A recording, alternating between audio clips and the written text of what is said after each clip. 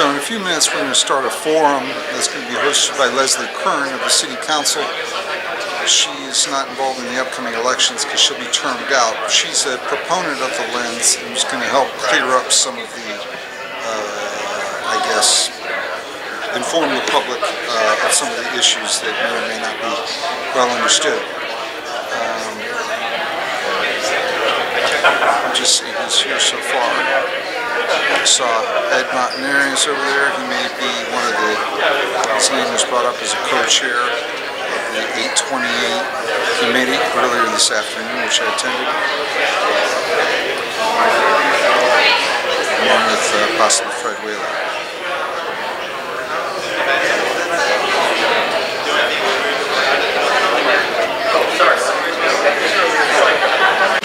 We're going to go ahead and get started. Can everyone hear me all right? Yes. Okay. I'm Councilmember Leslie Curran, and I just want to thank you for coming out this evening.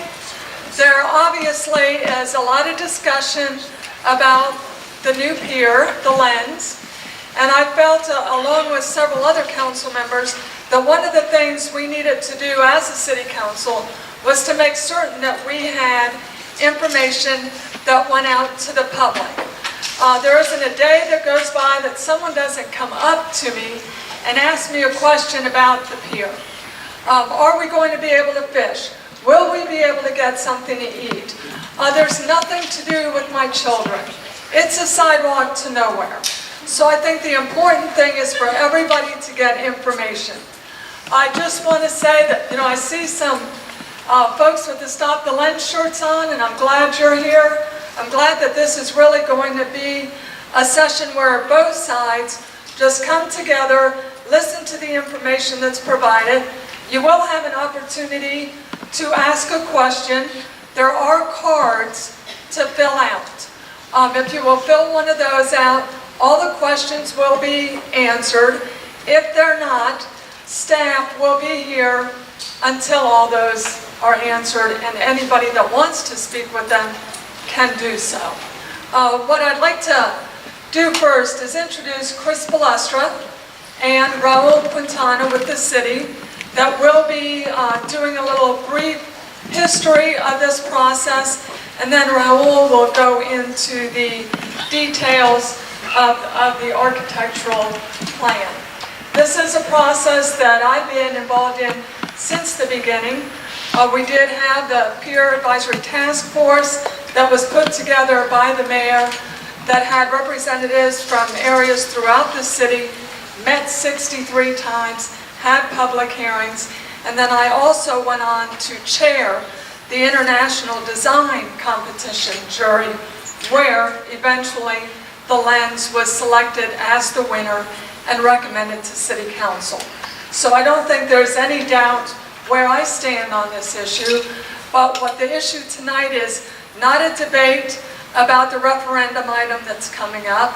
It's just an informational session to get word and information out to the public about the lens. So let me at this time turn the microphone over to Chris Balestra that will take you through the process, and then we'll get into Raul Quintana's presentation. If anybody needs a card to fill out, if you have questions, or if you just want to write a comment, you can do that, sign your name. Everything will be turned in, so anything you say is public record. So maybe you might want to watch what you say, or not sign your name. But here's Chris. Thank you very much. I appreciate it. Appreciate all of you coming out this evening. I'm going to put this up here so my hands are free for a moment. As Councilmember Curran mentioned, this has been a very long process, and I'll walk through some of the pieces of that. Again, if some of you who have maybe seen different presentations over time, bear with me for a little bit. We'll try to keep it rather tight and concise. Raul Quintana will talk a little bit about the new project, and then again, we really want to get into Q&A. Please fill out a green card at the back table. I have some cards up here as well. And if we can't get through them all right here, we'll stay here until the last question is asked. And once again, we're not advocating what to do other than we need you to vote on August 27th.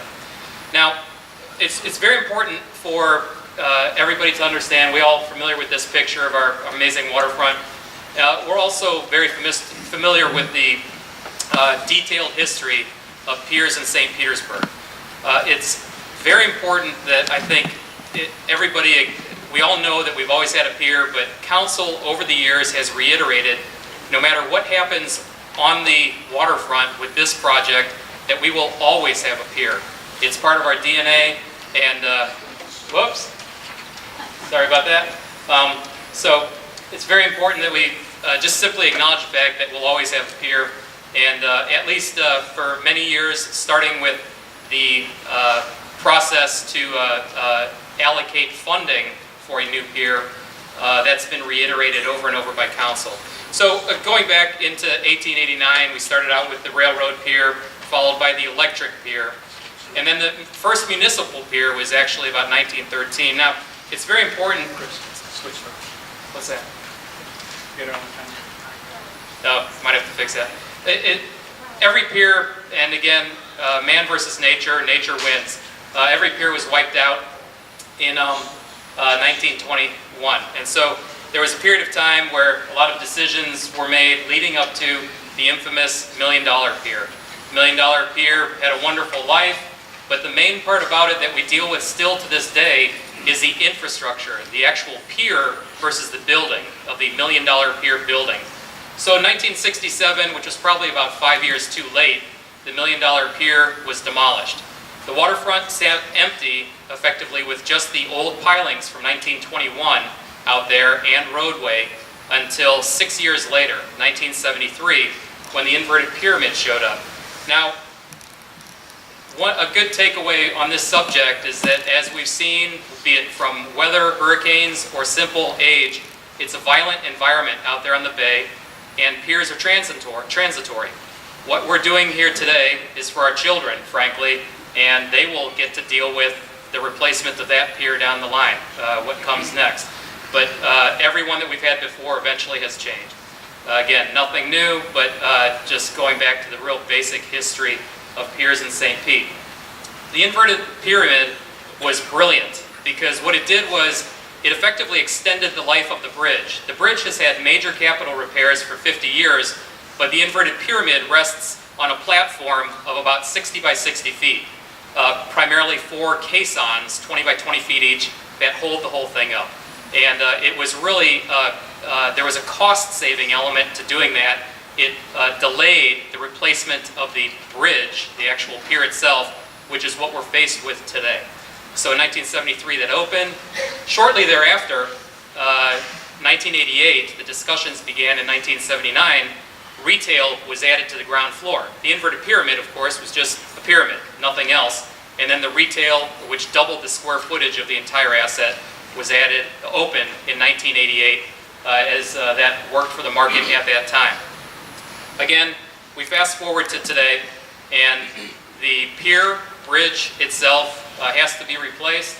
Some folks have challenged that, but I don't think there is one engineer who successfully said, I can save that bridge. The inverted pyramid itself, again, could the building be viable?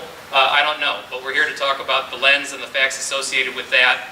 And as you know, the inverted pyramid just closed on May 31st to make room for the next project. So again, moving forward, the current conditions, there's a loop of video at the back of the room.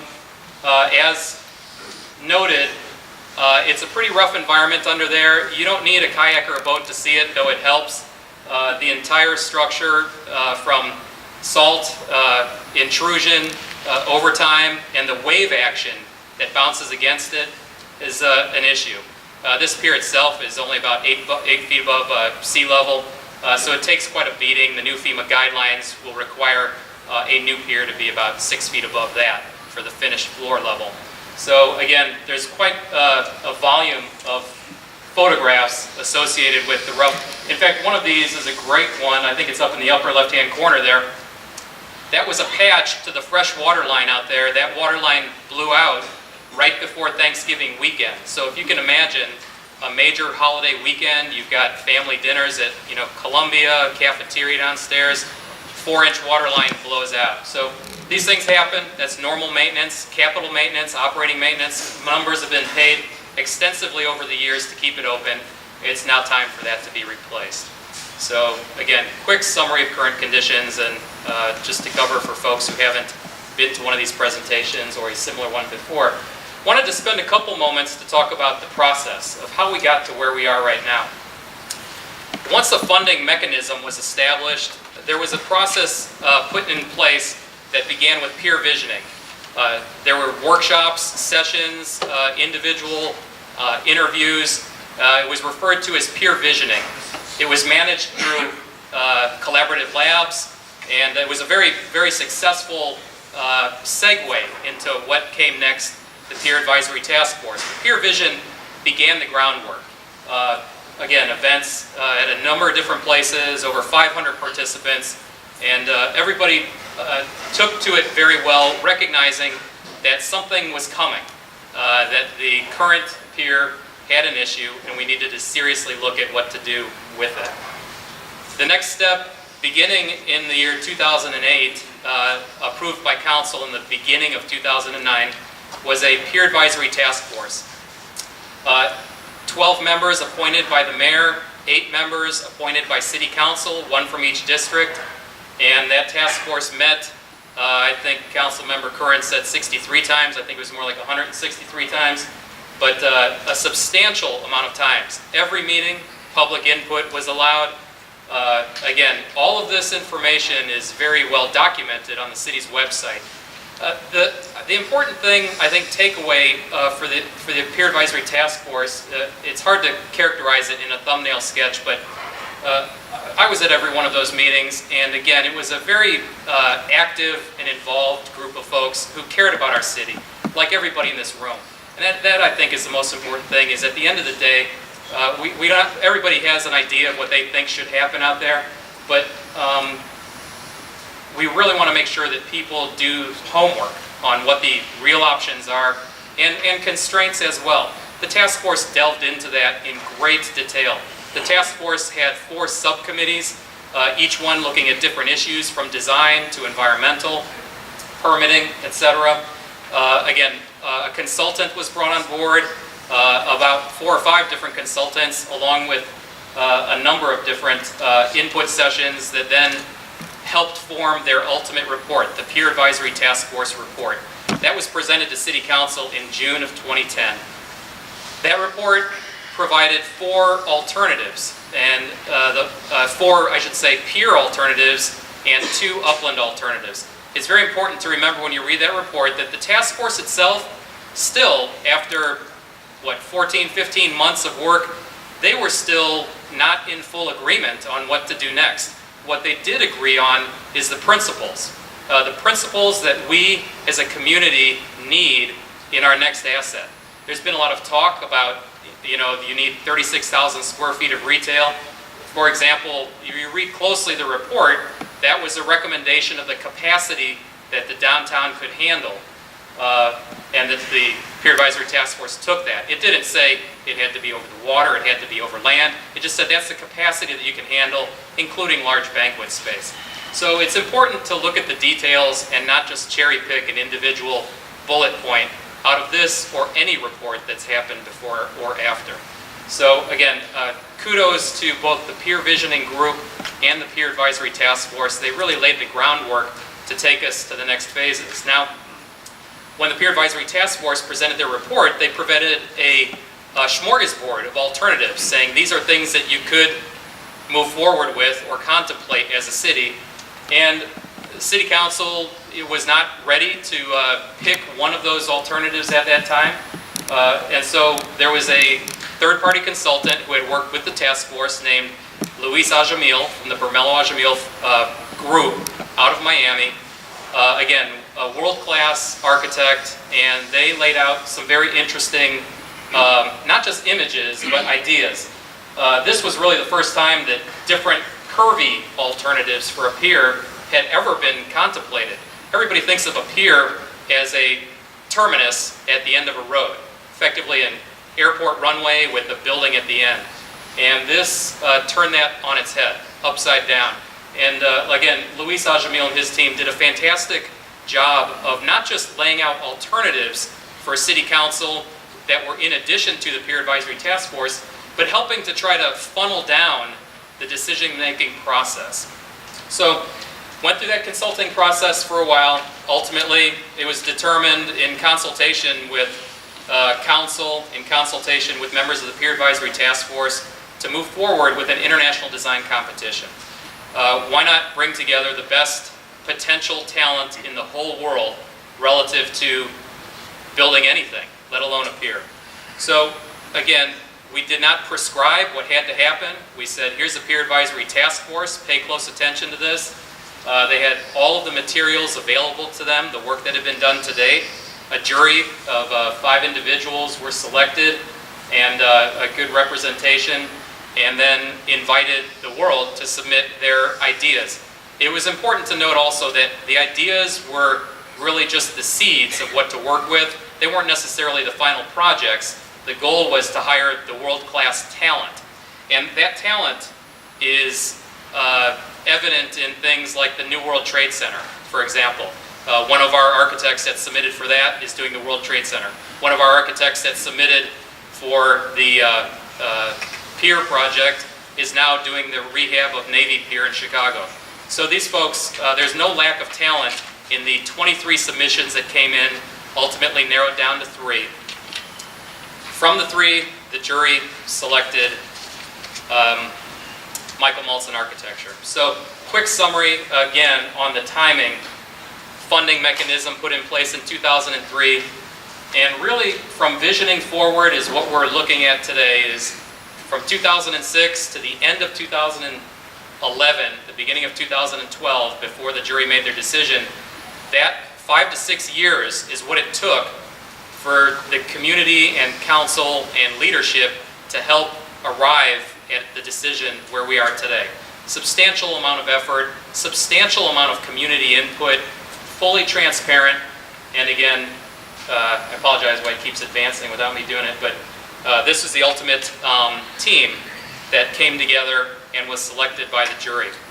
So this team, this team again, Michael Maltzan Architecture, lead architect, with Wanamaker Jensen as associate architect, a local firm, leading a team of professionals that have designed projects big and small around the world, from the Olympic Stadium in China to, in fact, Skanska is involved with the New World Trade Center. So a very stout base of knowledge, hundreds and hundreds of years of experience going into the Lens project today.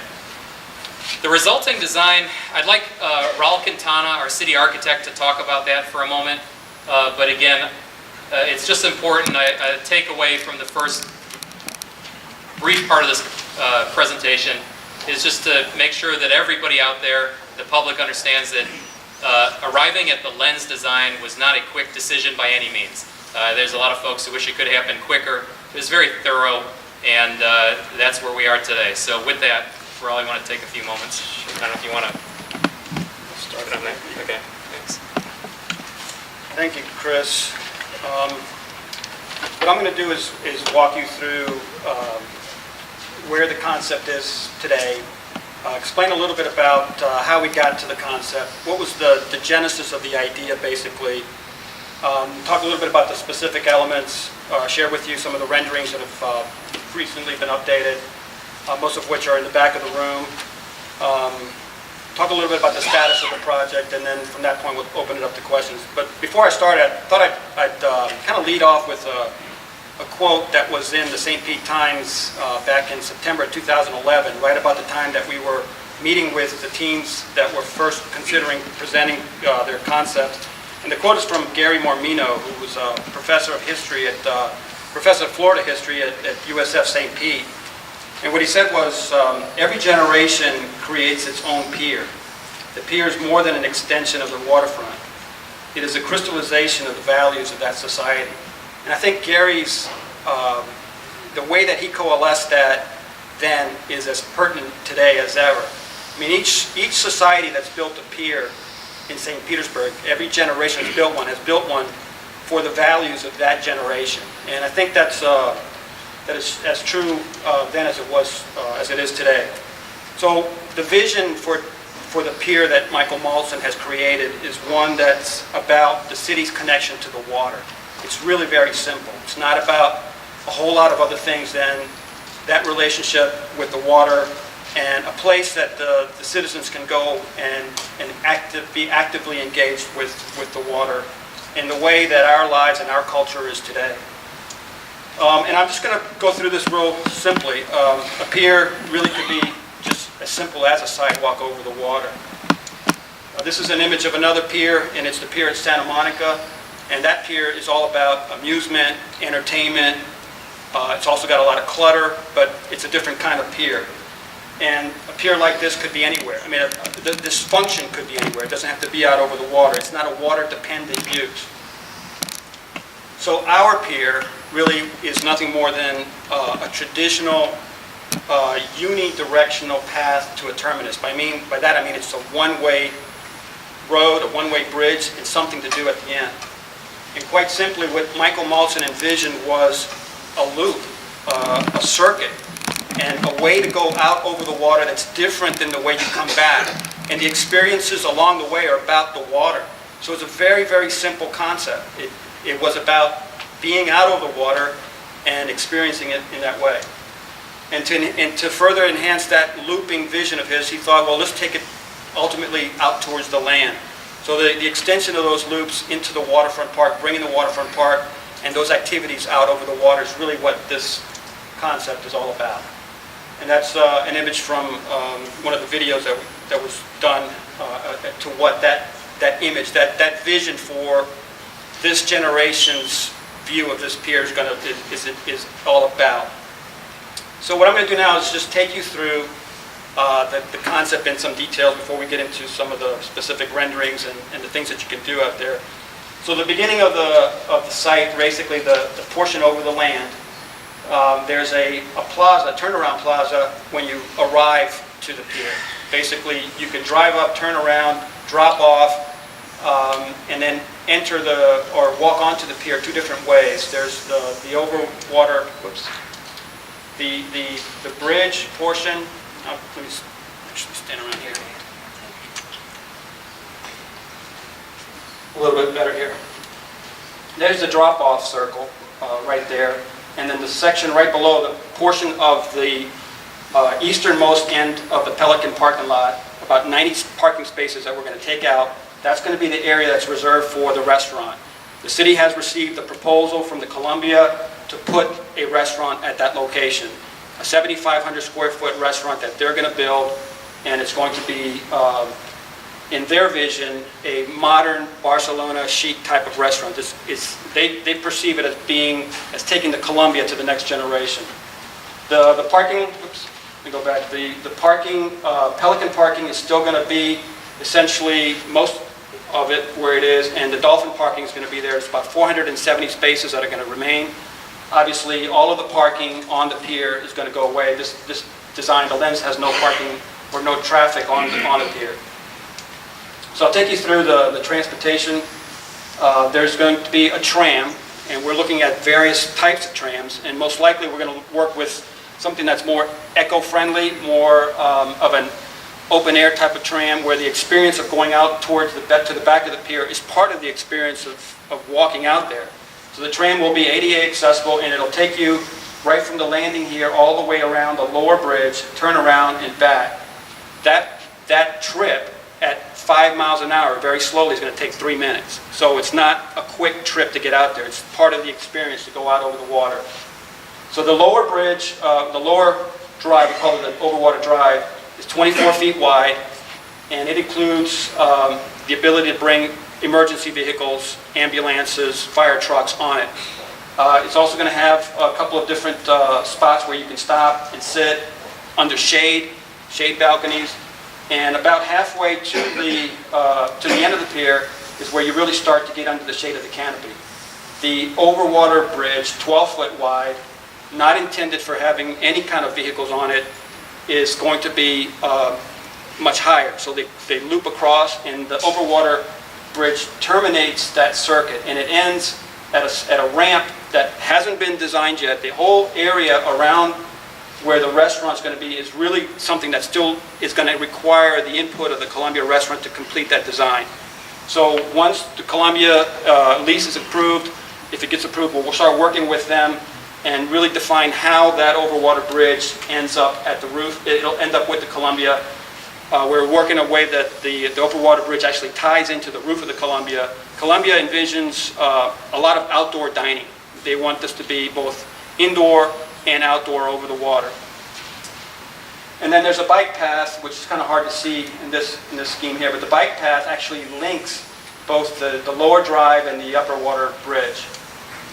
Then there's a marina in the center. The marina is a 200-foot diameter wave attenuated basin with a floating dock system that's being designed by a company called Marine Tech, working with our designers. They're a world-class marine construction outfit, and they have their North American headquarters here in St. Petersburg.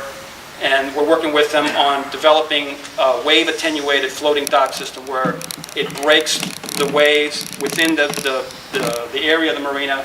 It'll be much calmer.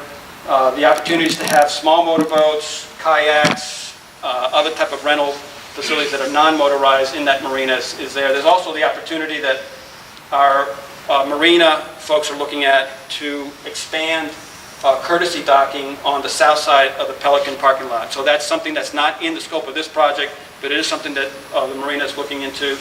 And also associated with just the area outside the marina are outdoor restrooms. Then there's the canopy itself. The canopy is the icon of the project. I mean, it's whether you like it or you don't like it, it's the symbol of this design. And yes, it is highly sculptural. That is what it is, but it's also functional. It provides shade. It also supports the balconies that are the overlook balconies that allow you to see throughout, back at the city and throughout the water. It also supports the bike path. So there's a number of different things that purposes for the canopy in addition to it being the icon. And then the back end of the pier promontory, is really where most of the activities are going to occur. There's an area, a multi-seating, use seating stage, small amphitheater with a stage at the bottom. Could potentially seat up to 280 people for multiple types of activities. There could be a band, there could be music there, there could be a wedding reception there. The Columbia is also, as part of their proposal, proposing to fit out and operate the grill area out at the end of the pier, and that's going to be an elevated space. It's going to have about 3,400 square feet. It's envisioned to being an outdoor grill where you can get a beer, a sandwich, a hamburger. You know, we'll work out the menu with the Columbia, but it's a place to have something to eat and drink out over the water. The pier tram will come along the route, and then kind of hard to read in this image, but there's a turnaround there, and it'll loop right back. There's an elevator and a stair tower that takes you to the overlook platforms. There's all along the perimeter of the pier, the southern perimeter and the eastern perimeter, would be opportunities for fishing. There's a concession area that could be a cafe. This will be an enclosed air-conditioned space, smaller space, a cafe, an ice cream stand, whatever that may end up being. And then restrooms, also enclosed restrooms at this location. And then the overwater bridge starts to take off and starts to climb back to its elevation at that point. I'll step through where we are right now with the process and the project and some of the significant environmental benefits of this project compared to the existing pier. One of the largest of which is this pier is about 100,000 square feet less area covering the bay than the existing pier. So the reduction of that square footage, the reduction of the stormwater runoff, and the parking that's currently on the pier is a significant benefit. The reduction in the number of piles, the reduced shading of the bay bottom,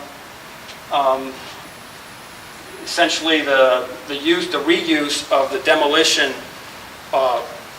from the existing pier to reinforce an area on the east side of the Albert Whitted Airport that's currently eroding. So we're going to reuse the recycled material from the demolition to support that spot. And then the permit status, right now we are still in the environmental review stages for the permit. The two major permitting agencies, the SWIFMUD reviewing it from a state level and the Army Corps reviewing it from a county level, have been involved in this process for over a year. SWIFMUD, we anticipate having a permit before the end of the summer. We feel that we're in fairly good shape there. The Army Corps, it's a little bit behind that process. We think it's going to be later in the fall.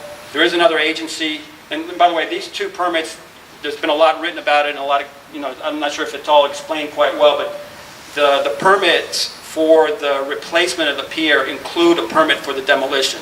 The way that the federal government required it to be permitted was as a joint permit, joint application.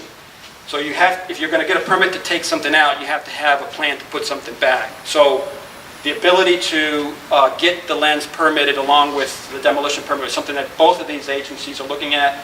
Then there's also the county's Water Navigation Authority, and they're looking at it as well from the county level for permitting it for the new permit. However, they're not involved in the demolition permit other than a dredge and fill part of it that goes with the airport.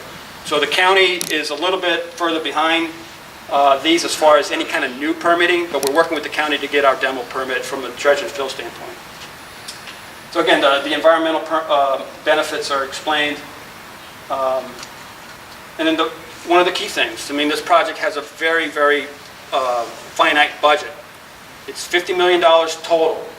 And of that $50 million, when you take out all the other components of that, the demolition, the design costs, all the other costs involved in building a project of this complexity, the actual amount that's going to build the lens is $37 million. We're working with Skanska, who is the construction manager on this project, a worldwide construction management firm, and they are working with us on a guaranteed maximum price to build the project within the dollars that we've worked out. So the project is actually being designed starting with a budget and working backwards. It's done that way to ensure that the project will not go over budget. There's a series of very critical contingencies within the contract with Skanska. Ultimately, we'll get a guaranteed maximum price, and that price is what's going to be the cost of building it with all the contingencies built in. The schedule, provided we continue on the schedule that we're on with the permitting, anticipate starting construction on the new lens sometime in the spring of 2014, with completion about 18 months from there, sometime mid to late 2015.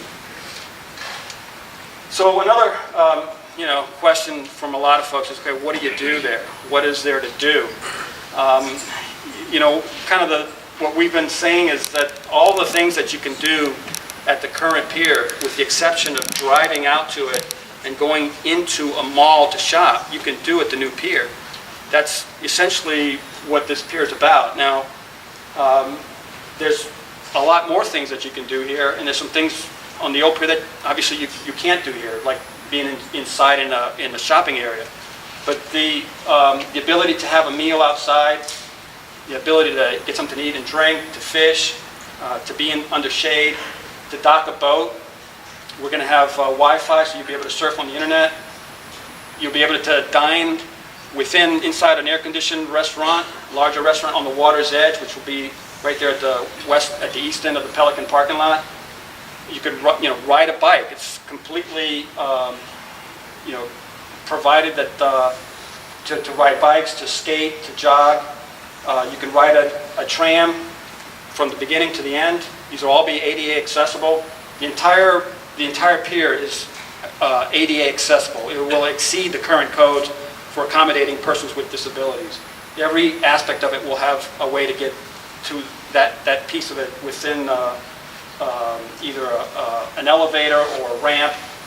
The ability to ride the elevator up to viewing platforms, multiple opportunities for educational aspects of this, dealing with the environmental portions of the water, the use of the amphitheater, small amphitheater, to have events, to have speakers, There will be an underwater light display. We're working with a company called Observator, who's a world-class lighting consultant, and they're developing multiple lighting schemes to light the water, to light the pathways, to light the underside of the canopy. Again, watching live entertainment, dancing, all the things that you could do at the current pier. So these are the images that were recently updated, and I'm not going to speak a whole lot about these other than just to let you know where we're looking at this from. This is obviously from the Vinoy Park, looking towards the southeast. And you can see there's this large arch area. This is the bridge that a boater would go under to get to the marina. It's 22 feet high, 50 feet wide at high tide, so you'll be able to get a smaller boat. We're not looking at getting yachts or sailboats in there, but it's intended to get decent-sized boats, and there'll be docking for 24 boats within that marina. This is the view looking towards the back, towards the east at the landing. Here you can see where the Columbia restaurant will be, the overwater bridge that ties into the top of the Columbia restaurant, and then the ramp as it's projected now that will take you down. This is the turnaround where the tram will actually pick up a little bit further to the west, and then the 24-foot wide overwater bridge that takes you to the back. And this is looking at towards the canopy at a location just on the west of the marina, which is call it the Marina Overlook. It's actually a bridge that connects the low bridge and the upper bridge, and it's going to have seating and it's going to be completely under shade, looking at the marina. And this is where the wave attenuated floating docks are going to be. And the area within or between the marina and the back of the lens is an area where we're preserving 91 piles from the existing pier. And those are intended to allow for the future development of some sort of underwater feature. We don't have that in the project right now.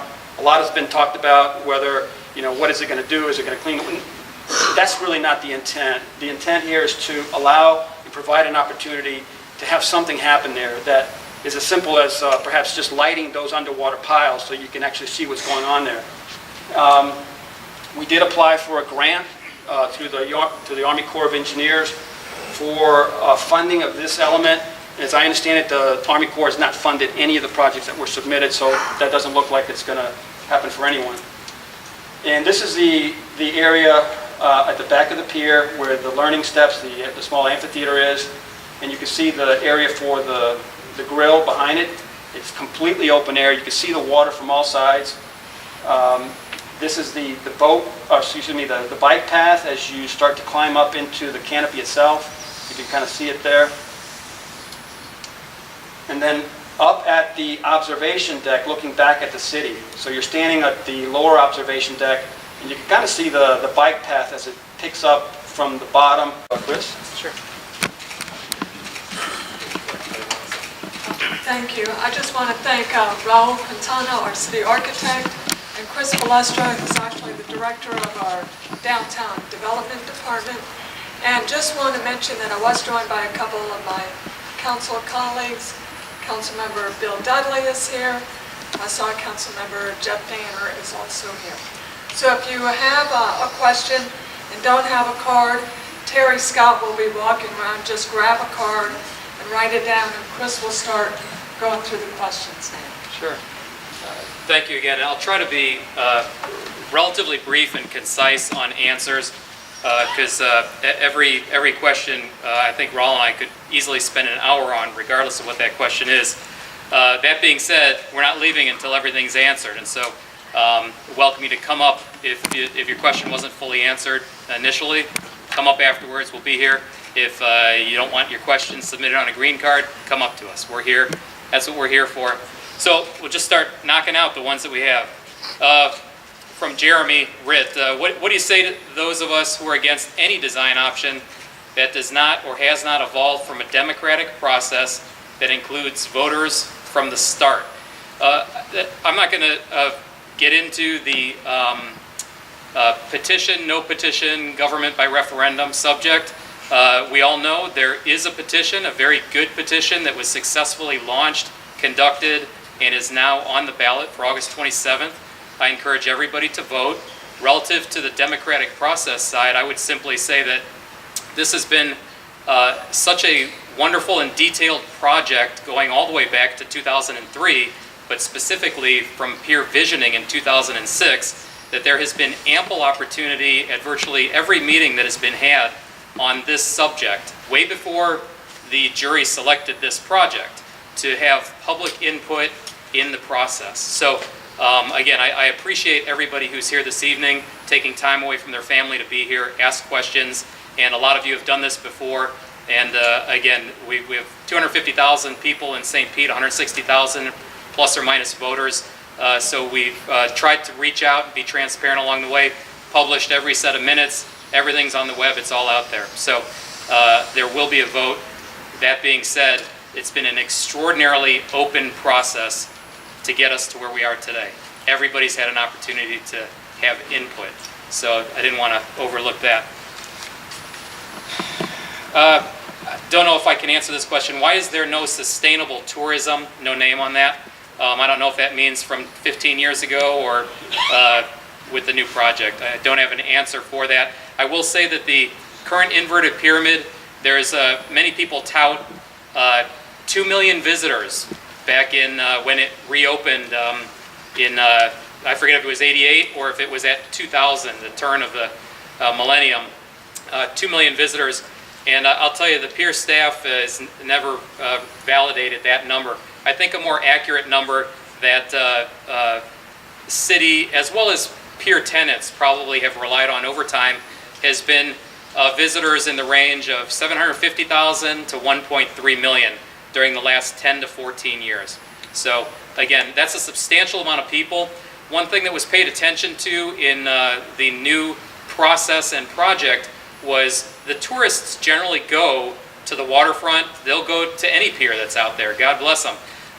The flip side, though, is we want something for the locals. You know, we want to make it maybe right now people generally assume it's a 70-30 split, tourists to locals. We'd love to see that reversed in whatever happens out there. Chris, So, you want me to tag team on? Sure. Please? This one says, will I be able to skate or bike along to the new design as I do today? And the answer to that is yes. Skateboarding, not at this time. Roller skating, yes, we're looking at, there's obviously issues with skateboarding on any public area, but skating and biking, absolutely. And I'll just hit another one here. Please discuss boat docking along the Lens. As you saw, the area for the marina includes, it's essentially a circle. So it's a 200-foot diameter area with the ability to dock 24 slips. The details of that is still going to be worked out. One of the things that I failed to mention is where we are in the design process is really kind of still in the design development phases. And we will have a layout of the marina. We will have the ability to show how the boats are going to be maneuvering within the marina in diagrams so you can see how you're going to be able to dock your boat. But the intent is to be able to dock 24 boats on a courtesy docking level. How that's going to be operated and controlled is still something the city's going to have to work out. Chris, if you want to add to that. Sure. Yeah, there's been a great discussion on the marina itself and how that happens, and it's still a work in progress. We've got about 662 marina slips. We're pretty good at managing marinas in the city of St. Pete, and we've got a lot of local talent within the city staff who can do that. Right now, the current budget, operating budget for this project, the Lens, contemplates an individual managing that entire area right there. And so safety and public safety is a primary concern for anything we do out there. That's one of the reasons for wave attenuation, to minimize the wave action in that marina zone. But we also want to make sure that we're able to mix and match motorboats, kayaks, just like we do in our current marina. So we feel pretty comfortable in our ability to do that and continue to work through the details on that. I have a question here from Hani Mata. Welcome, Hani. I know you've been to several of our meetings in the past. His question is, how do you inspect the inside of the box? And I believe he's referring to the inside of the canopy. The inside of the canopy is a good 4 to 5 feet deep. It's not a singular slice. It is 2 sets of panels on each side, 4 to 5 feet deep, held together with a trellis frame, and there are access panels throughout. So, 45 inch deep, 4 to 5 feet. 4 feet, it's 48 inches. Yeah. must be 45 deep. No, 48. I'm sorry, It's 48 I need to inches. break it down to inches. 48 inches. 48. I apologize. 48 inches. So there's a substantial area to work within, with multiple access panels throughout for regular inspections, obviously required to ensure the structural integrity of the structure. Next question, no name. Why is there great question? Why is there no air conditioning? Great question. My senior friends keep asking me. They think that is a failure. Again, this is a great question. Of course, there's air conditioning at the small ice cream shop concession stand at the end, but that's not a substantial area. The cafe, open air, Columbia Restaurant on land, air conditioned. But this pier, frankly, it's not back to the future. It's in some respects forward to the past. The $1 Million Pier had no air conditioning. It was all about community gathering space and getting out over the water. Additionally, there's, again, there'll be fans. We're not doing misting in the summer. That makes no sense. You see that all over California, but that's a great other alternative in months beyond the summer to get out there. And yeah, we're very familiar with our backyard here. We know what works and what won't work. And this pier is a different design, and it is not geared towards going out into a interior mall space environment. When you walk up and down Beach Drive, for example, it doesn't matter what the heat of the day or the cold of the day is. The outdoor tables are packed. People love that part of downtown. It's what makes it exciting, fun, and again, this pier carries that tradition, no different from what happened from 1921 to 26 construction, before air conditioning was, again, widely spread at that time anyhow. So that's that. Next one. Why weren't competitive bids requested to refurbish the existing pier? That's a great question. This, as brought out in the timeline at the beginning and the multiple slides showing pier visioning, again, that was an option all the way back to the year 2000 as the funding was developed. And through multiple mayors and multiple city council members' decisions and votes, it was never determined that that was a direction to go with. Again, this project, as with all of the phases leading up to it, have been very public, transparent, a lot of input, and again, council approved to move forward in the direction that it is headed today, including council's submitting it for the petition/ballot on August 27th. So again, competitive bids on the existing inverted pyramid is just determined to move forward beyond the inverted pyramid by the majority of council. There's always been one council member who's been a staunch supporter of maintaining the inverted pyramid. So, You want to take some? yeah, go ahead. Was money originally set aside for refurbishment? I'll tell you what, we'll get to that in a minute. All right. Can you discuss the lighting at night from the lens, land, water side, any colors? The lighting at night is really going to be part of the major emphasis on the project. There's going to be lighting within the marina itself, and there's going to be lighting along the edge of the pier and within the underwater feature where those piles are. There's a company here in St. Petersburg that makes underwater lights. I think their name's Deep Glow. We've been working with them to develop the light that can work under the water. And they actually have done this all over the world and within Pinellas County. So we're working with them on that. And again, as I mentioned, there's the consulting firm that we're working with on the lighting is a world-class firm out of New York named L'Observatoire, and they are engaged on the lighting. Colors, there will be colors from the standpoint of major events and at times when the project can actually best show itself with different colors. I'm going to take the next one. Has the design, or will, I apologize, put my glasses on. Will the design have any retail space, how will space like this be rented out to help reduce the cost to the city? Another good question. This design more closely resembles the Peer Advisory Task Force option number 4, which has activity more based on the land. The retail space is really doesn't exist at the Lens Pier other than a small concession area at the end, and then all of the rentals associated with the marina, be it concessions, bait shop, kayaks, petacycles, and all of those type of activities. And there's a rather specific reason for that. City Council in the years 2008 and 9 really pushed, based on the raising rates of subsidy of the pier, to get this process moving forward. Every year, and this is very well publicized, regardless of what was done with the pier, the subsidy kept going up.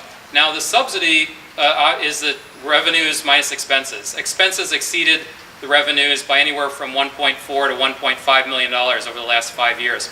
And that was pushing the limit. My impression was that council was much more comfortable with a substantially lower number than that, and we hadn't seen a number lower than that. It had averaged over $1 million for the last 12, 13 years. So there didn't seem to be any end in sight towards that end. And so council wanted to move forward with a new alternative.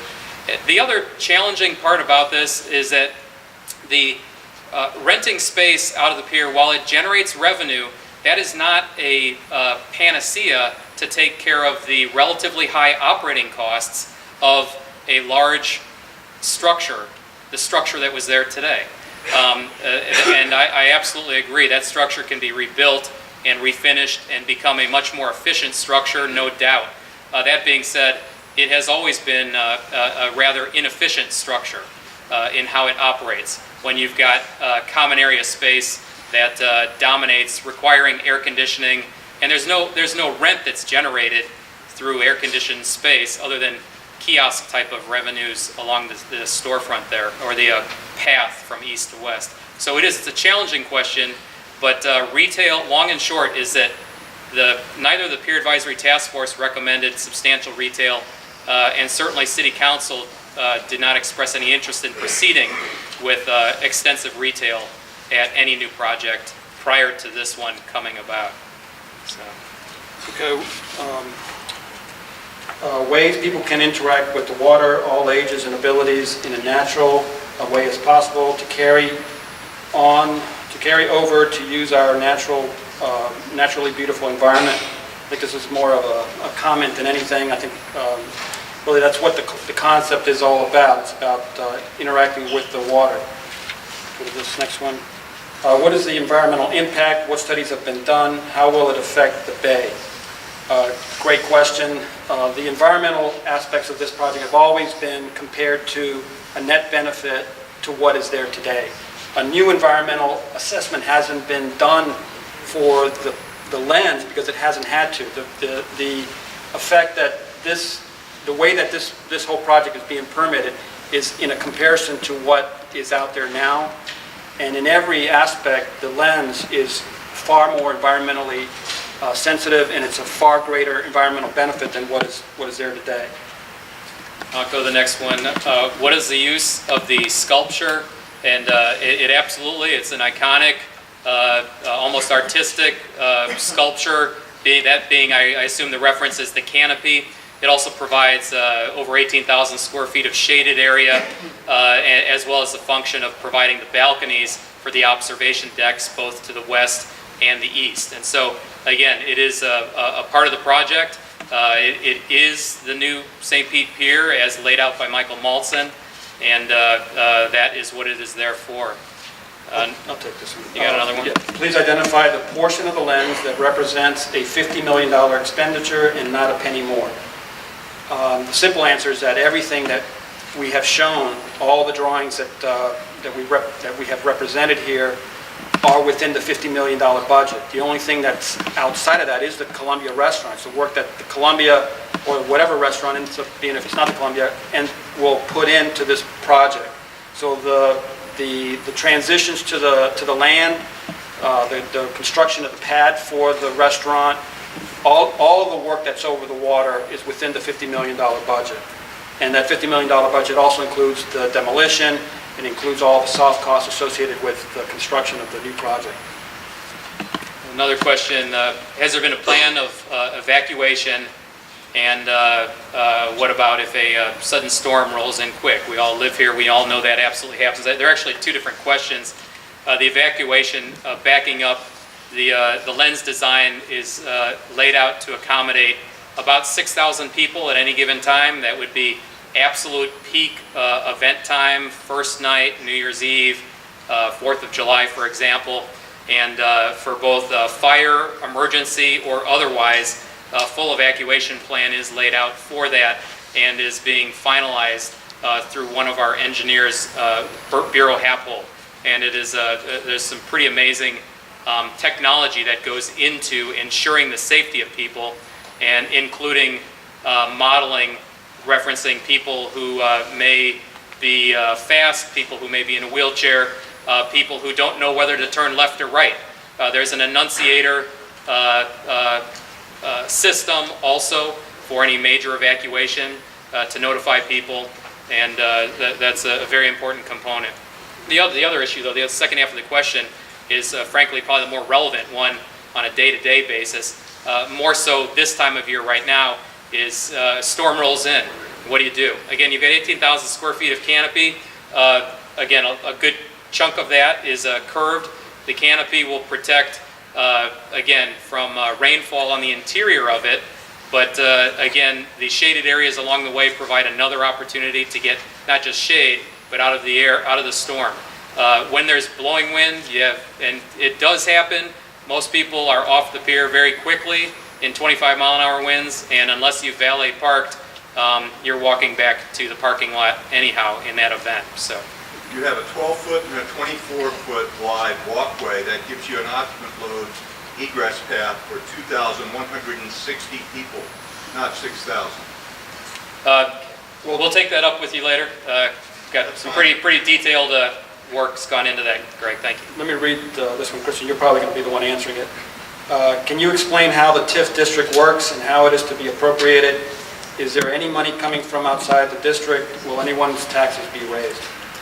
It's a good question. It doesn't tie directly to the physical asset, which is what we're trying to communicate information on. That being said, the TIF district, again, established back in the 80s, not a new subject for us. It's what helped tear down the Bayfront Tower. It's helped rebuild the Mahaffey Theater. It's for major capital projects. There's about $96 million of allocated, dedicated funds that get bonded out for dedicated projects throughout downtown. That's done jointly between the city and the county of Pinellas. So the Pier's $50 million budget, again, tax revenues that go to the county of Pinellas, they actually come back to the city of St. Pete in order to help pay for the bond that would be required to pay for any new massive project like this over the water. It's been asked, why don't you use that $50 million to build your police station? Right now, a $40 million project, and they're in different districts. This is the downtown TIF district that supports this Lens Pier or any new pier that happens down there. Again, $50 million very wisely set aside jointly between the city and the county, and again, that is a set aside to bond against. There is not a bucket of money sitting there with $50 million, but it is a very normal way to do public works projects. It's done all over the country, and again, it's a way that methodology that both the city and the county agreed on, seeing that there would be major work required on our waterfront, specifically the pier. As I noted, it's gone into other major projects like the Mahaffey Theater more recently. So, how will the construction be performed? Is there a cost guarantee? Again, I'll skip through this one pretty quickly. It is going to be a construction management at-risk contract with a guaranteed maximum price. And so the contractors involved from the very beginning of the design, they're working with the designer every step of the way to make sure that as the design progresses, it stays within the budget, and at the end of that process, they will give us a guaranteed maximum price. Is it a permitting question? Is it possible the design will need to be downsized to get a county permit? You may want to take that. Yeah, I'll take it. Yeah. Again, we're working with the county on this design. Obviously, the county has specific criteria for a number of things, primarily environmental, primarily dealing with the aspects of the water and dealing with navigation. The county also looks at an aesthetic. They have a somewhat subjective aesthetic component, and we're still working with them on that. What the key issue with the county right now is that we're not looking for the county to issue us a permit to construct the lens at this point. We're still working through the design. What we're working with the county to do is make sure that we can get a permit to demolish the lens, as opposed to the way that the state and the federal agencies are working. They require that we obtain a joint permit to demolish and construct the project. So the county we're going to continue to work with, and we believe we will have a solution that meets the county's criteria. This one was kind of dealt with before. It is a complex subject, TIF funding, but please explain exactly how the project will be funded, who will be paying for it. The citizens of St. Petersburg pay for this project. One, again, benefit of the TIF mechanism, tax increment financing, set up, again, 25, 30 years ago, it fixes the values of downtown properties, and then the incremental tax increment finance, the increment on the increase in value of those properties that we would normally give to the County of Pinellas, and then they would spend as they see, as appropriate, as they see fit. Those monies stay back. They do not go back to the county. So again, that's the benefit of the partnership. The county has, I think, wisely recognized that the waterfront of St. Pete is important, and those funds go to help pay for the bonding of any of the major capital projects outlined in the interlocal agreement between the city and the county. I think I'm about at the end. If after the August 27th referendum if the decision is to not go forward with the Maltzan proposal, is there a timeline and process plan to go forward for a new pier? That is a process in process right now. The 828 Alliance, announced by the mayor a week or two ago, held its first meeting. It is a sunshine committee designed specifically to lay out that process. As noted at the beginning of the presentation, it's very challenging to get consensus on this subject, as we all know. And so the key is to make sure you've got a very solid, detailed process in place to move forward. And it is the mayor's goal that on 828, regardless of the decision, if the decision is to move forward with the lens, then that's what the process will entail. The other fork in the road is if the decision by the voters is to terminate the Michael Maltzan agreement, then there will be a process established to move forward. In terms of the timeline of what it takes, the lens is on schedule right now to be completed right now in the year 2015. That being said, a new process would clearly take longer. So we would again, have to go through a process, not the same necessarily that we've done to get to where we are today, but clearly one that would have a positive result to try to arrive at community agreement on where to go next. So it's a tough question on what happens next. But at the end of the day, the city's goal, mayor's goal, and council's goal is we need to move forward. Thank you. Will the new aluminum canopy design have a lower life cycle cost than the concrete design? And will it hold up to the elements as well? I guess the first thing to clarify is that the concrete design was part of the concept that was essentially developed without a whole lot of detailed design going into it. I mean, it was part of the competition, and initially the team looked at a number of ways to support the canopy, and one was precast concrete panels. As they got into the design, they looked at a number of things, and among precast, they looked at poured-in-place concrete, and they looked at aluminum.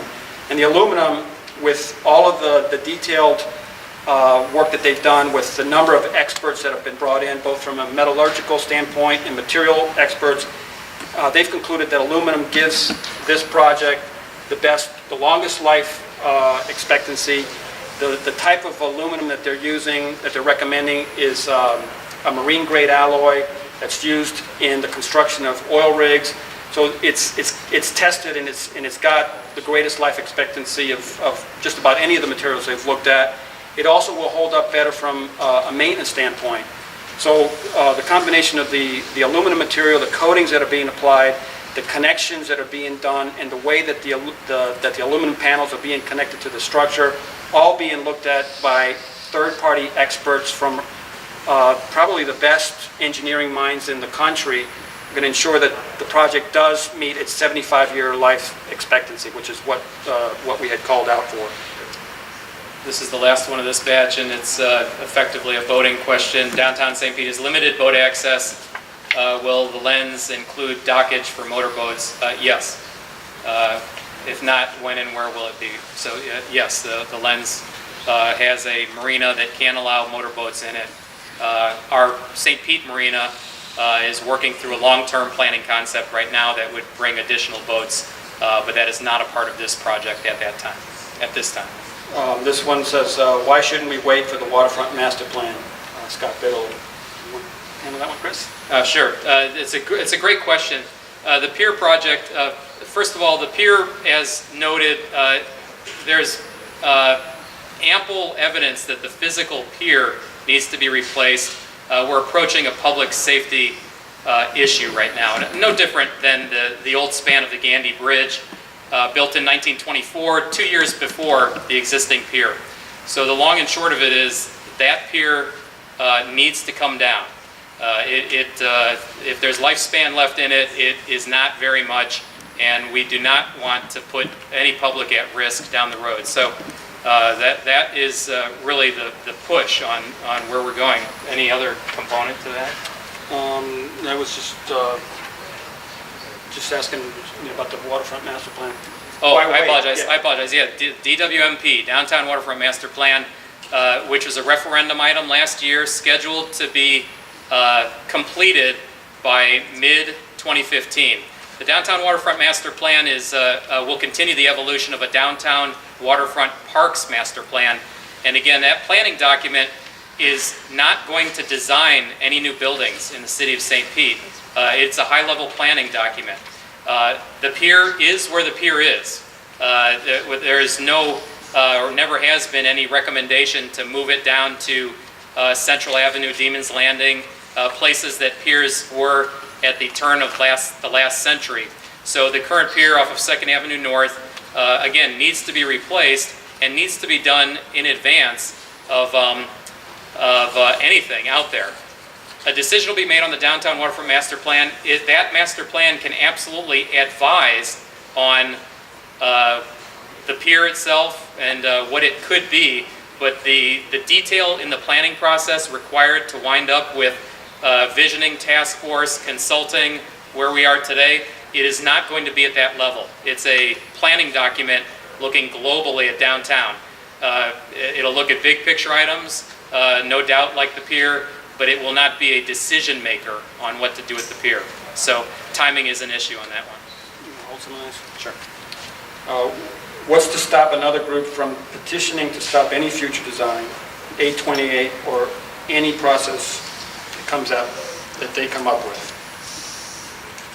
Not sure I can answer that one. I'm sorry, I missed that.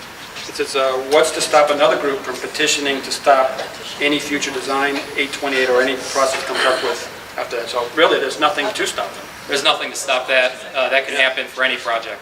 So it just the key is to have valid ballot language and successfully achieve valid 10% of the voting public signatures. So that can happen for any project, anytime, including an alternate design that may come up. So, can you build a structure that will, it says employ citizens in the community that is covered for the disabled. So I'm not clear on, I'll say two things tied to number one, utilizing local talent towards the construction. Skanska, the construction manager for this project, has substantially an excellent record, both locally, right now going on at Florida Polytechnic in Lakeland, and not long ago in Tampa Museum of Art and around the world. A company that's been around for 125 years of making sure that there will be plenty of citizens in the community who will benefit from the labor that will be required to build this pier. The other part tied to, is that covered for the disabled? I'm not exactly sure what that question is, but I can say that this pier is fully ADA accessible. It has to be. It can't happen without it being accessible, whether you're taking the tram up, an elevator up, every walkway, every wood plank to ensure that wheelchairs would not get stuck in the divisions between the wood. All those details are being looked at. In fact, we held our first meeting with the CAPI, the Citizens Disabled Representative Group tied to the City of St. Petersburg about 3 weeks ago, and they have assigned a dedicated person for that review of our project. So we're looking forward to that. It's critical. It doesn't make any sense to do, nor could we do it if we wanted to. So it needs to be permanent. Need something to attract families, like a water park feature or fair-type rides? What about a chairlift to the end and back? Again, the purpose of this project was to replace the pier. It was to replace it with an amenity that met the needs and the process that was laid out. And that, obviously, there's opportunities on the land side for other types of attractions. A water park feature could be one of those, but the project that we've got to replace is the deteriorated pier. So a chairlift, I don't believe a chairlift was anything that the task force had looked at, but again, there's opportunities within what may result from the waterfront master plan to look at some of those aspects. And a family type attraction on the upland is certainly something that is being considered. General question, and again, we may need to wrap up here. This seems like it's just one or two more, and they're starting to duplicate on a few issues, but I want to make sure that for one-on-one we'll be here. How can you take the bike ramps in light of the steep angles and the ramps, the bicycle paths themselves will comply with both ADA and all city codes. So that's fairly straightforward. You can not only ride a bike, but take a wheelchair throughout or any assisted mobility device. Again, we want that, we need that, and this project can be is a great opportunity to be a world-class, not only world-class design, but to be something that other designs are based off of in the future in terms of accessibility. Any plans for exercise equipment for people who want to use this walk area for health benefit? At this point, an exercise fitness component is not part of the plan. It's not anticipated in any of the overwater portions. It could be, again, something that might be part of the land side plan. Again, it's not included in the plan at this point. It's kind of a subsidy question, but I like it because it looks forward, and that's something that's been paid close attention to by a lot of the competitors that competed in the design competition. How will this be good for the people of St. Petersburg, and how will it pay for itself to at least break even? And this project, no different than our current pier, does not break even, and neither does any of our city parks for that matter. We don't say don't build a park because it's going to be subsidized. Subsidy is a challenging word. It would be wonderful to have a break-even asset. The chances of achieving that would likely require a substantial joint venture partnership with a private developer.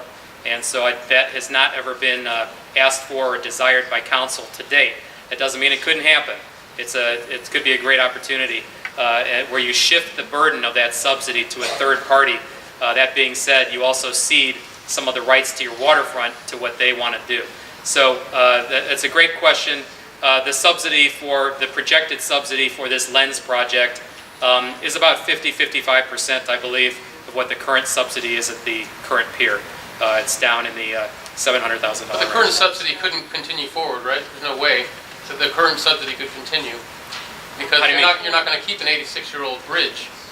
out there. You're never, Well, I will take one quick thing. The cost to repair the bridge aren't part of the subsidy. Those are capital costs in addition no, to what the I'm saying is subsidy. if you compared the lens So- projected subsidy to a refurbished pier subsidy, you'd have a different story than comparing the projected lens subsidy to what has been existing with an 86-year-old bridge.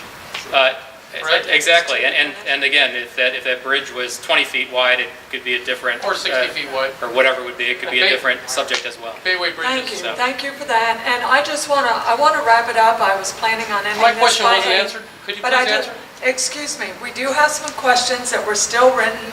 Staff will stay, Chris and Raul, if anyone wants Could they to be ask publicly those. answered, please? Excuse me, would you please let me I speak? just want my question answered. Excuse me.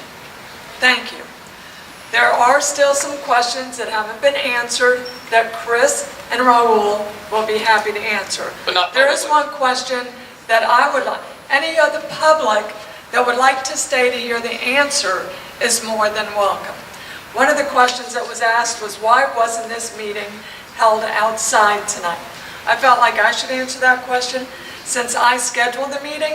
The reason it wasn't held outside is I never schedule my meetings outside. Unless it's a Saturday afternoon outdoor picnic or barbecue, they're scheduled outdoors. Meetings for the public are scheduled indoors. So thank you for that question.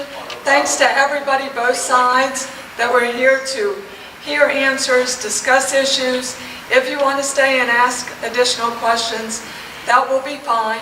I will just say there are 2 other informational meetings scheduled in 2 other council districts. On Wednesday, August 24th, Councilmember Gertis will have a session at St. Pete College, Gibbs campus at 6:30. And then Tuesday, August 6th, Councilmember Danner will be holding one at the main library I think you said at August 6:30. or, July 24th. Oh, sorry. Okay, let me go back then. July 24th, thank you for that clarification. July 24th, St. Pete College, Gibbs campus, 6:30. Councilmember Danner, Tuesday, August 6th, main library, 6:30. And they'll all be on the outside schedule on the city calendar, so you'll be going. Yeah. Yeah, sit down, okay, as long as you want. Appreciate it.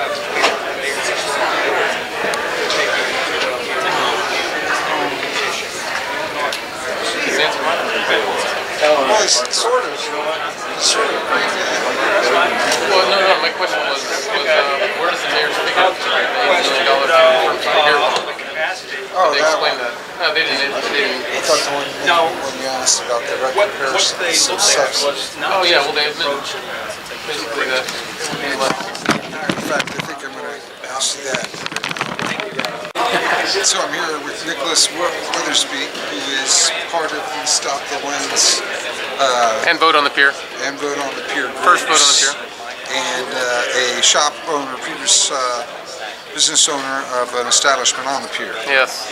And we had been talking before I started the camera about the costs associated with the pier, so I just Yeah. wanted to let him give a chance to, and he'd ask a question towards the end of this meeting Yeah. about directly comparing the costs. Right. So why don't you just go ahead and repeat what you think the cost comparison is or should be? Well, what I think that they've been doing from the very beginning, starting with Lisa Wanamaker, is that they've been comparing the projected lens subsidy, the unknown lens subsidy, to the current pier subsidy that they've had for years, since the 70s. And I don't think it's a fair comparison because you have an 86-year-old infrastructure there built with 1926 technology that they've been maintaining, for 86 years. There's a high maintenance bill on that. And And that's being compared to an unknown it's being compared to lens. regardless if it's unknown or not, they're comparing it to brand new construction with less pilings, brand new pilings. So they're comparing that to a subsidy that we've had for a long time, maintaining this giant 1,100 pilings out there. And I don't think it's a fair comparison. They should be comparing it, say they had some kind of projected subsidy for a refurbished pier. Right, so operational cost or subsidy for a brand new Say they brand new refurbished the pier. refurbished pier. Right, To the lens. and a brand-new lens, Right. of course, apples to apples. What will it cost to the city, and what Right. would be estimated revenue? What's the to revenue for each city? one? The revenue for a refurbished pier with retail and more to do and more restaurants would have more revenue coming in. They say there's about $1 million in cost for the lens with about $300,000 in revenue. We've had about a $2.8 million cost with about 1.5 in revenue. Now that's with a bloated ancient bridge and infrastructure around the pier head, plus 1970s infrastructure in the building, and, you know, wiring and plumbing and everything like that. Okay, thank you. You're I welcome. urge the voters to look into those numbers. Yeah, we're gonna try. I want to see what. But She didn't read them. She said we were all going to stay till everything was addressed and on public record. I don't know what the Two purpose of of a mine public weren't read. I know one of his wasn't read. I want to know why. Is that what we're talking about? Is that what I'm missing? They did say they were going to read all of Because them. my question wasn't answered either. They didn't say they were going to Neither answer all of one them of us. publicly. They just said that they would stay here until all of them were answered. But we all assumed that at a public meeting, all the answers would be given publicly as the questions were asked publicly. That's an assumption that we made was incorrect. Would that be an assumption based on the democratic process? It would be, but we know that that's not really what That's really not is what's happening, taking place. which was my first question. Exactly. This wasn't really a Q&A, it was a big cheerleading show, that's what it was. Absolutely. And I get that, but you know, they're allowed to cheerlead, but I would just like all the information, not just what they want to be disseminated. Well, they read the cards, they knew what the questions were, they answered the questions they wanted to answer. Yeah. That is key. Some of them. Most of us. My question is, if 3 engineers said it was a bad idea, why did they choose why did council go against it? And the mayor, that's my question. There's an engineer here. I would love to hear his answer to that question. I'm an educator, not an engineer, so I definitely don't have that answer. But that gentleman over there, I would love to hear his answer. But they keep. Right now, Yes, not today. fair enough. I'm the office manager. I want to know, like, your opinion about all the things that they said today. Well, first off, I know they didn't answer a whole bunch of people's questions, and they said clearly at the beginning that they were going to answer every question before they stopped the meeting. So that wasn't true, but that kind of goes along the line of what we've been living through for years and years in terms of information. One stunning thing I thought was finally the city admitted that 50% of the money is county money. So I hope that every news station and because they've been like denying it, clouding that up, 50% of this money to do whatever, whether using any of this $50 million is county money. And so, you know, that's been kind of denied, you know, obfuscated about for a long, long time. But for the first time tonight, Chris Balestra admitted 50% of the money is from the county. So that puts this whole project on a bigger scale. Many, far more county people, and there's a lot of people who don't want this project in the city. I would say probably it's 90% out in the county. And yet they keep just pushing it along and pushing it along. And you saw so many questions they didn't answer. The marina, I don't know. The aluminum panels, I don't know. We're still working on it. The restaurant, I don't know. We're still figuring out the design. This is ludicrous. And they, you know, the plan is to, you know, plunk down, make a commitment to the rest of the $50 million. Would you personally buy a house and go to contract with your architect telling you things like that? Like, we'll figure out how the 3rd floor is going to be, and I'm not sure how the stairs are going to work. We'll figure that. Would you do that as a human being, you know, with your own money? Well, we don't want to do it with our money. And on August 27th, this project will be voted down. You can be assured of that.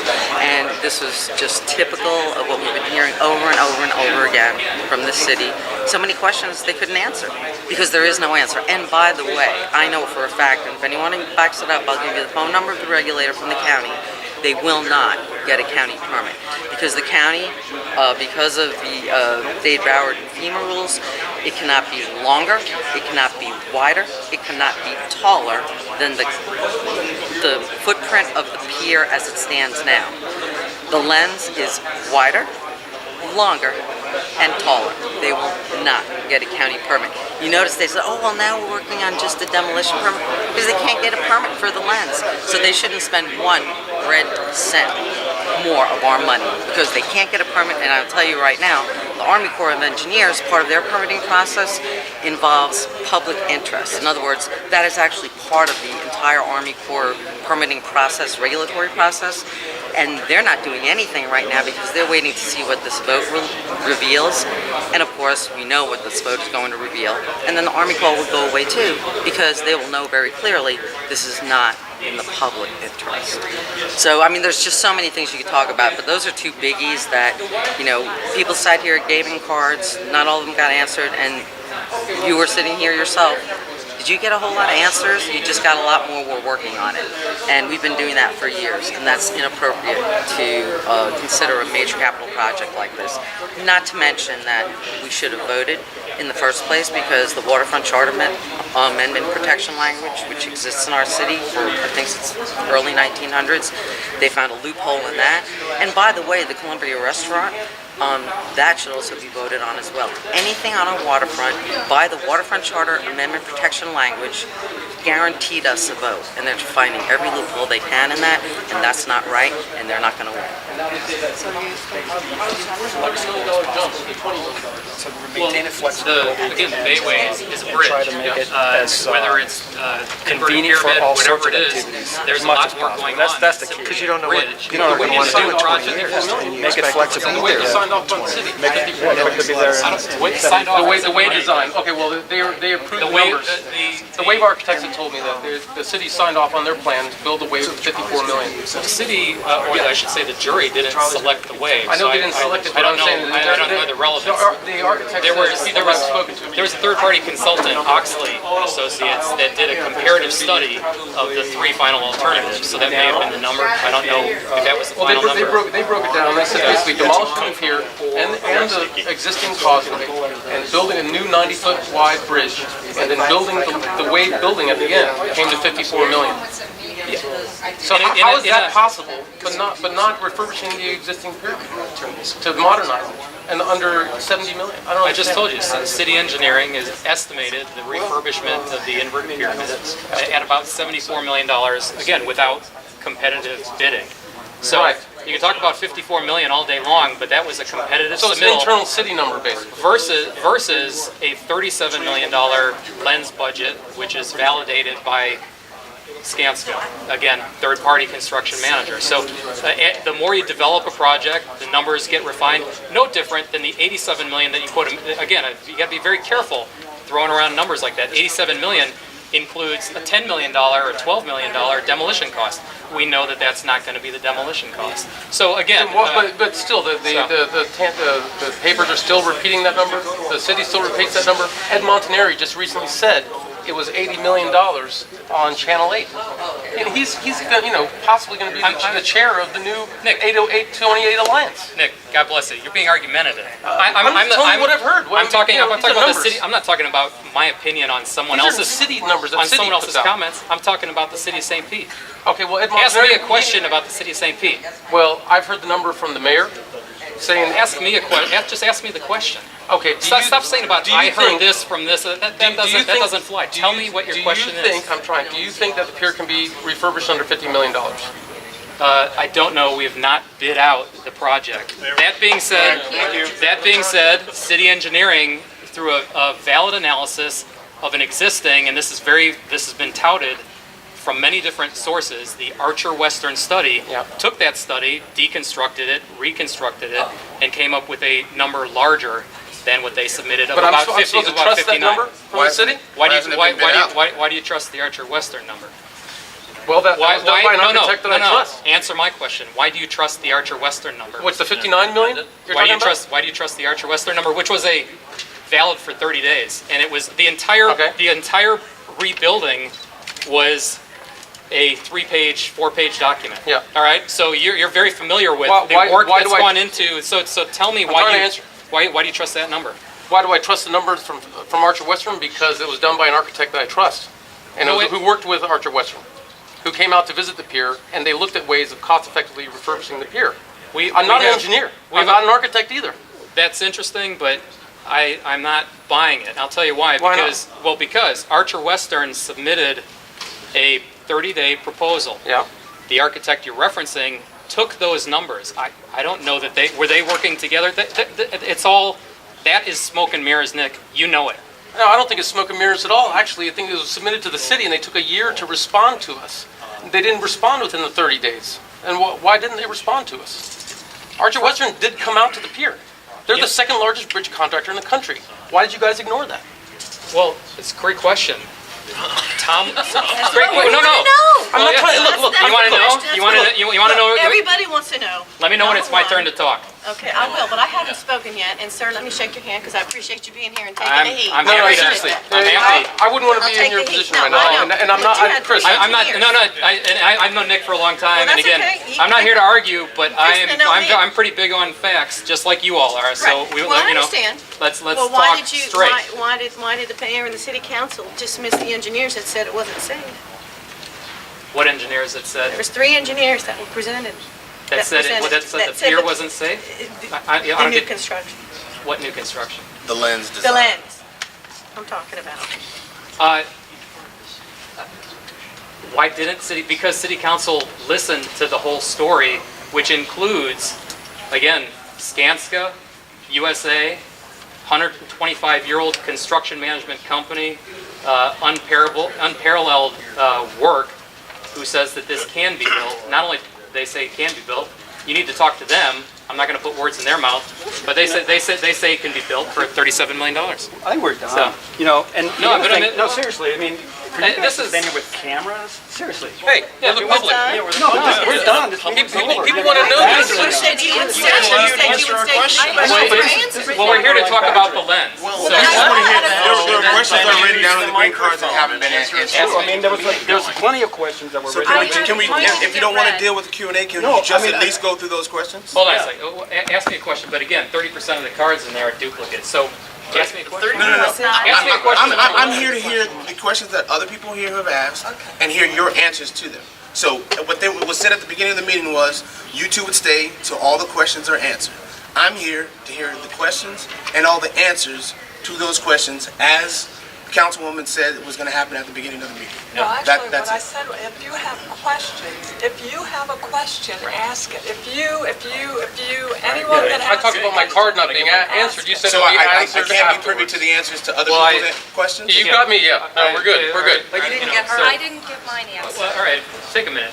Okay, thank you. My question, I had this written on the card. With the lens, my question is, can one ride a bicycle from beginning? Oh, did you see it? Oh, fine. Yeah, Oh, okay, yes. thank you. From beginning to end without stopping. My question is, with that being 12 feet wide, and you've got that slope, and then you have the, finding my words, I wrote The it down on pedestrian the bridge card. by the Columbia, but they did say that that is the- not being completely Wait, designed yet. excuse me, can you let her finish Yeah, her let question, her. please? Yeah, if you have the card there. Your ramp, Your that's the concern, word. your concern is the ramp, which The ramp, was so- pictured behind the Columbia. It's a There's grade There ramp. it is. Can one continuously ride a bike from beginning to end on the lens without stopping? How does that work with the range? With the ramp and the 12 foot, Pedestrians and the and that, 12 foot. and that slope, is someone going to have to stop their bike and get off of it? I mean, so can, that's It's not fully designed yet, and it requires the input of the Columbia restaurant. In a perfect world, there'd be 2 off-ramps. One, again, sloping for pedestrians, one for bicyclists. Both would have to be at ADA, but right now, the angle that it comes in at is geared towards arriving at the rooftop of what could be the Columbia restaurant if that were to happen. And from there, in a more compressed space, ramp down, again, it's a zigzag, but it's an ADA compliant pattern. Again, we're not there yet on design. Well, it's going to have to be on still sue the Columbia, right, for FEMA code? Yeah. And I also know that seawall is falling apart right there Yeah, now. that seawall needs work, as well as the Columbia, the pad, where that is, where that parking lot is, probably too comes low. up 5 to 6 feet. Yeah. So in other words, that whole plan right now with the zigzag across is going to change again because the restaurant's Well, actually no, going to be higher, right? that zigzag actually anticipates 6 feet of fill right there on the Pelican lot at that location. Okay, so that It's a is- FEMA, for floodplain, it needs to be raised right there, and the seawall work associated with it is... So the current built in. dimensions now are already accounting for the still building for the They are, yeah, and I say still, but it's not still, it's the pad. The pad, exactly, the pad is raised and it goes up from there. Question, now, we showed, the picture showed the approach and how shot it is. I've known that for the last 20 years. I'm a scuba diver, been underneath Yeah. it. Why weren't the caissons shown? The integrity, the steel wrap caissons, 20 feet by 20 feet, somehow this was neglected in the whole presentation. That's very important to show the viability of the current pyramid structure. So I want to know why that was not shown in this presentation. We're not talking, okay. That is my question. Tell me Why when was it's my that- turn to talk. Go for it. All right. The caissons beneath the inverted pyramid are not what we're here to talk about today. That being said, the caissons are being inspected as we speak right now because they serve a purpose relative to being able to support as heavy as a fire truck in the turnaround for a turnaround vehicle part of the LENS project. We're here tonight to talk about the LENS project and make sure that there's factual information conveyed. In terms of the caissons themselves, it's under inspection as we speak right now. But can they support the pyramid for another 50 or 100 years? I can't answer that. And nor is it a part of why we're here tonight. Okay, that was a question. The viability of the current pyramid structure. Yeah. Well, if they're no good, can you still do it for 50 million? Yes. You have to pour new caissons? You don't have to pour new caissons. If you had to. No, you don't need the size of those caissons. The question is it a viable component to reuse? If not pilings, just regular pilings, normal 12 to 24 inch pilings will support it like used throughout. So there's not a cost impact on the current project relatively. That's not a substantial cost, adding pilings where that 60 by 60 foot caisson four corners are today.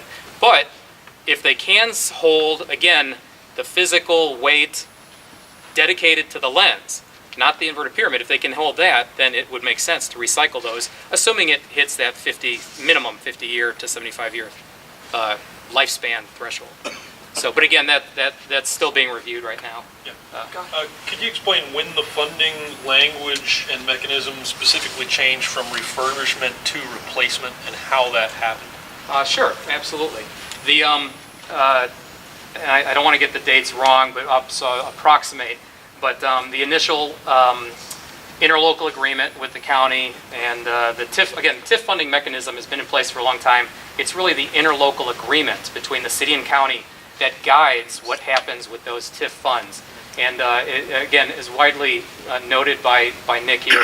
The initial request was for pyramid refurbishment, bridge replacement, and again, all numbers that were, even though they were put together and approved in 2005, I believe, those numbers had been developed for a couple of years prior. So, old numbers, okay? That's straightforward.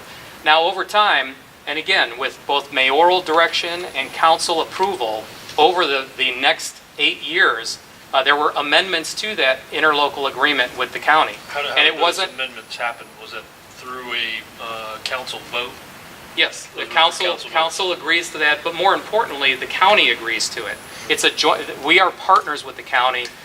You know, we love them, and they love St. Pete. We provide a lot of tax revenue to them. They provide a lot of support to the city. And so there's been multiple amendments that happened during that, say from 2005 to 2000, and it might have been 2011, I think. It was 2011. 2011 was, 2011 was the last amendment. There was one to change it to replacement. Right? Yeah, so that was the 2011, it broadened the spectrum. Right, right. So 2011. Could not be done without the county. Right. And I might add, the county would change it right back to going to refurbishment again. I already checked with Jim Bennett, that can all be done. That's fine. All be done. Okay, any other questions? So that's where, that was the genesis of the timeline and how it is where it is today. Frankly, it's not unusual. The city of St. Pete has a great mechanism to bond against, and over time, It's a mechanism. There's a mechanism, and over time, there will be future amendments to that plan. I would anticipate that mechanism, sorry to take up, I don't want to take up too much, but just to put it in plain language, every taxpayer or all the tax revenue from the general funds of the city and the county contribute to paying for the bonds that will build this. I don't think that's correct. You said every taxpayer in the county? Contributes to No. paying back the bonds. Paying back the bonds that the city of St. Pete issues for the new St. Petersburg Pier, Yes. I don't believe that's true. No. So. No, it's a City of St. Petersburg bond issue. Okay. So I'm. Why is the county? Well, we're not going to go ask for money from folks from Tarpon Springs to pay for our bond issues on whatever project. It could be The streetscape. people of St. Pete then? People of St. Pete. Okay, so it's not exclusive to that TIF district that is paying for the bonds? The people of St. Pete, no different than the City of St. Pete, who pays for the subsidies Right. on every okay, asset so it's today. not, that district is not solely responsible for paying back the bonds of this project? The All of district. St. Pete. All the people of St. Pete, all the taxpayers are Yeah. paying for this project? Right. Okay. Like all bond Yep. issues. Okay. You did have another question. Yeah. Was there another? Now, here it No, is. that's it, thanks. Uh-oh. Do you want If, to- I mean, I have a number of them, but I'd rather let Well, other people I'll ask just if do you the want. ones that you Okay. had. Why was there no competitive bids requested for the waterfront restaurant location? And why does this not require a vote? It's good question. We were approached by the Columbia Restaurant, obviously a partner, been with Columbia at the Inverted Pyramid for 25 years. Not only, you know the history, I don't need to go into it, but 100-plus-year-old partner. Been with us for 25 of that 100. Again, approached by them, and relative to going out to competitive bids, it was the mayor's recommendation to take the proposal and then submit it to council for their review, which hasn't happened yet, by the way, to go through a project that will require a substantial capital input by that company. So the city's contribution, as proposed by Columbia, would be to contribute $500,000 towards their two restaurants, really. There's one on over the water, one on land. So effectively, it's leveraging private business. Columbia's estimate is that it'll take another $3.5 million to complete just the... Has that ever happened in the city before where a private entity has approached the city and presented a plan and the city has not, put it to a competitive bid? It's not, no, but they didn't ask for it. Oh, It wasn't there's been- requested, it yeah, was there's- purely asked. Well, it happened in 1984 with a little project called Pier Park, where the Rouse Development Company had a $77 million contribution to the city of St. Pete. St. Pete would also help provide infrastructure to rebuild the entire pier area. That was voted down. That was a referendum So it went item. to a vote. That went to a vote. Again, this is in 1984, before Beach Drive. This was Okay, but why would this that go was to a- a vote and not the Columbia Restaurant? the Columbia Restaurant. And waterfront development? Well, at this time, it's within the mayor's office, and the recommendation is to submit that to council. It's been deferred until after August 27th. We see where things go. Don't know what's going to happen. But again, it's a viable proposal versus, it's very hard for a private company to write a check. And maybe most importantly is, given the waterfront protections that our charter provides, they never own the property.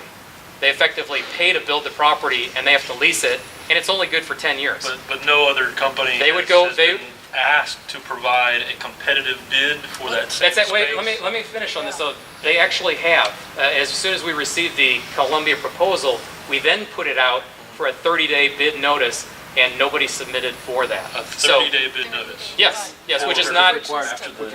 Yeah, yeah. So After the mayor already had with the announced, I mean, That doesn't seem does that seem competitive to you? for a project of this nature with the profile that it has, knowing that this was happening, the mayor, there was a press conference with the Columbia out on the water. I'd imagine that anybody in the restaurant world would be paying attention to that. There was not one submittal in that Where was process. the announcement, how was the announcement made to ask for It was those? made on the city, through the city's website, as well as posted in the St. Petersburg Times. Okay, but And that so that there doesn't were, seem like there anybody in were, the restaurant world I'll would tell you, have there were phone seen calls. that. There were, some people called in, curious. But again, knowing the parameters with building a restaurant there, you're never going to own it. You only have a 10-year lease unless we take you to a referendum and it's successful. And by the way, you're going to pay for the majority of the project. At that time, there was nobody who put their hat in the ring. Why do you think the Columbia was so interested in doing so if no one else was interested in that opportunity? Well, two parts. One is that Columbia's a partner with the city of St. Pete, and they love St. Pete. They're a big fan of St. Petersburg. When I say they, specifically their ownership, they would love to be here. There's a lot of options that they have in the city of St. Pete, but they, again, this is just their take on it. Is they love what they do over the water. They wanted to stay close to the water. They'll also be they, exclusive, right? They'll be exclusive. What's Being that? the only restaurant there, they'll be exclusive. They're correct. I mean, that would also make, well, for them, that would be also make it more. I didn't say they'd be exclusive. Well, no, being the only restaurant there on. No, they would be. worth their They while. could be the first restaurant. You know, I can't tell you You what'll can't build happen. something on the outside of the lens because it's all outside. So that would be the only inside restaurant on the lens. In the correct? initial lens project, Right. you're right, tied to the grand opening of the lens, 2015. That doesn't say that there can't be changes to other parts of the waterfront down the road. Again, it's not contemplated under what we're talking about here tonight, or have been. Let gotta- me just read before you ask your question. Two more. First one, thank you for all of your hard work and additional time provided to the public. Just thought I'd throw that out there. Second one, don't stop the lens. Looks great and healthy and friendly. The pier is ugly from Venetian Isles. So just to be fair to everyone, ask your question. There were two that I had, but I don't want to take up, I know there's some people who still haven't gotten their first question answered, but I'll go with the short one. Does the lens meet all the peer advisory board recommendations, and if so, how? So it's a great question. The peer meets a substantial number of the peer advisory task force parameters. So substantial, and I think there's a number of people, including Councilmember Curran, who is a member of the peer advisory task force. A couple of them were in the audience today, and again, whether it was the international competition or other parts of this project, including the lens design, we have a close relationship with the members of the peer advisory task force, and we made sure to share. In fact, we sat down in one meeting just with the peer advisory task force about the lens to say, what do you all think about this? This was a jury's selection. What do you think? And they supported it. In fact, just within the last 2-3 months, another group of the peer advisory task force met to support the lens again. So, the peer advisory task force was a great, wonderful team. Again, as I might have mentioned, I was at every one of those meetings, so I got to know those people very well, and they're all great. And they're not all big business people in the city. It's just people like you and me who are part of that team. And it was real interesting because while everybody had a great idea, it was really hard to get, I would have loved it if they would have said, do this. We recommend you do this. And instead they provided a multiple choice question for the city council to then deal with. The good news is, though, is out of their report, they had a lot of recommendations. Family, fun-oriented, a lot of general recommendations, and the majority of those recommendations are met by the lens. And again, further validated by members of the peer advisory task force over the last year during the development of the lens. Oh, well, let's go around, and I'm happy to take another question. Yes, just a quick question. Yeah. Supposedly you got this $50 million set aside to do this project. It's not exactly set aside, but Okay, but it exists somewhere. it's a mechanism. My concern is, in order to support this, are my property taxes going to go up? No. Okay, So, that's my biggest concern. Did you write Well, that? No, Okay.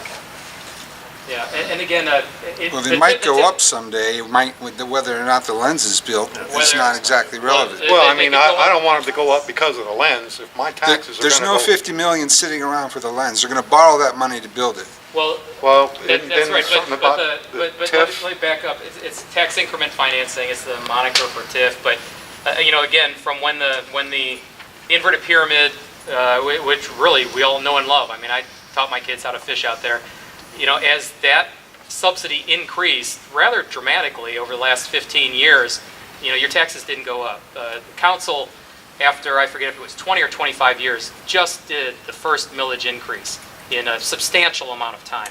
And so there's capacity within the city, again, to do the lens project and bond it out without it changing your taxes. Now, there could be a number of other things that happen or reasons that could affect your millage rate, but the lens is not one of them right now. So, good question. How many, do you happen to know? No. How many, do you guys know how many architects, if any, submitted, or not even architects, any designer, anybody with any kind of design with input at all from Pinellas County for an idea about replacing the pier? A lot, including Harvard Jolly, who is the architect of the inverted pyramid. They were one of the 23 competitors, competitive proposals. There was a number of them. Did locals get any extra points or? No, there was no extra points given for being locals. Obviously, we'd love to see a local. We were happy that We encouraged it. we encouraged it. We were happy that Michael Malson brought on the Wanamaker Jensen group. But that being said, there was a number, Albert Alfonso, who did Tampa International Airport, HOK, who did, Jan Weymouth, who did the Dali Museum. So there was a lot of, They submitted there was a fair amount. Not proposals. Well, no, yeah, that's a good point. It was, we referred to it as statement of qualifications, which was started out as 27, then a couple of them merged, became 23. And then the jury went through a process, I think, what was it, 19, 9, 3 down to 1. But so there was a good opportunity for locals to, and a fair amount did submit as part of teams. It was a team, every one of those 23 was a team of very high quality individuals and firms. It was just qualifications, no sketches from those 23. We did not ask them for sketches, and we wanted to make sure they had frankly, the horsepower to do a major project like this. That being said, a lot of them did submit ideas. Well, they did submit their approach. Yeah. And what they had done. They did submit, in some cases, how they would have approached the project.